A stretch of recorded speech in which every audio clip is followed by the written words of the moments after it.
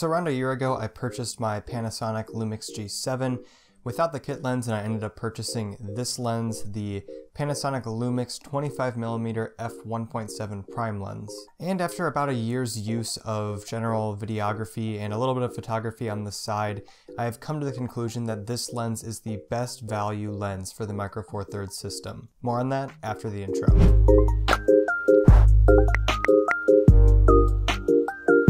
Welcome to Top Spec, your one-stop shop for tech content. And if you're new around here, we upload tech videos every week, varying from camera gear videos to music production and much more. So if that sounds like your thing, feel free to join us by clicking that red subscribe button down below. So as I said before the intro, I've been using this lens for just over a year now, and I have a lot to say about it. Starting off with the build quality, in general, this lens is pretty decent for the price, but it's nothing really to write home about. Coming in at just under $150 US, you really shouldn't be expecting to get the best build quality from a lens of this price point, but surprisingly, the build quality is not too bad. The lens weighs just around 125 grams, which makes it extremely light and portable, but it's also because it is primarily built out of plastic. But just because it is made out of plastic does not mean that the build quality in general is that bad.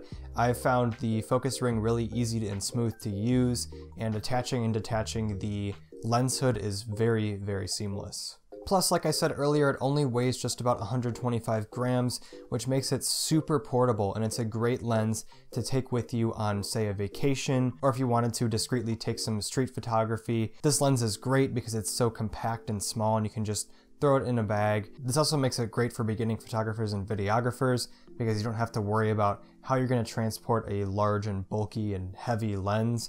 Having a small compact lens like this is easy to just pop in a bag and take with you on your shoot. Once again, you are purchasing a $150 lens with some pretty great image quality, so obviously they had to make some sacrifices with the build quality in order to get a good image quality for that price. At 25mm, this lens is the full frame equivalent to a 50mm lens, and if you're new to photography or videography, that essentially means that this lens is about a good approximation to what the human eye sees. So that means that this lens is absolutely fantastic for portraits and things like this, what I'm using the lens for right now, recording A-roll talking head footage for a YouTube video. It's great for that.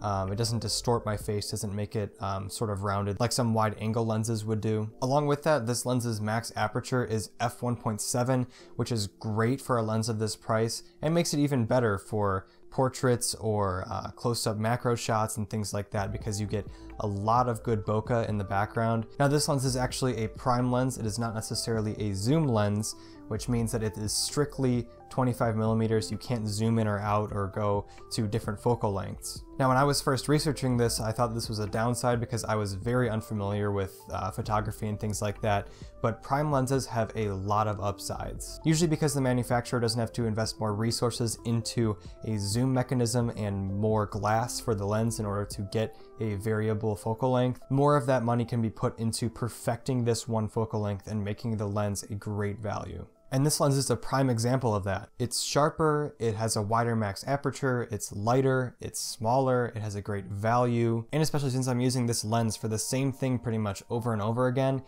there was really no use in investing more money into a zoom lens when I could just get a prime lens like this that's great at what it does. Hell, you could even get this lens used on eBay for under $100, and that is a fantastic deal. So what's a review of a camera lens if I don't point out the few negatives I've had with it? Keep in mind for these few negatives, I am pretty much nitpicking here. I have really no complaints for this lens.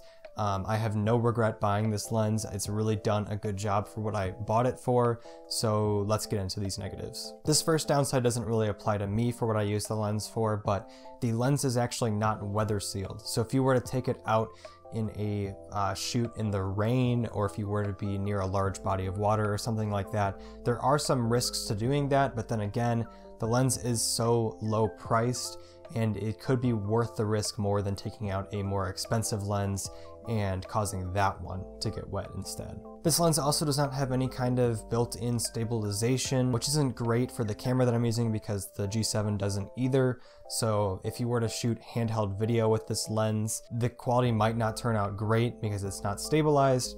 I personally haven't shot anything like that before, and I don't see myself ending up doing it anytime soon. But if you're intending on using this lens on maybe a handheld tripod or something like that, that is something you might want to take into consideration.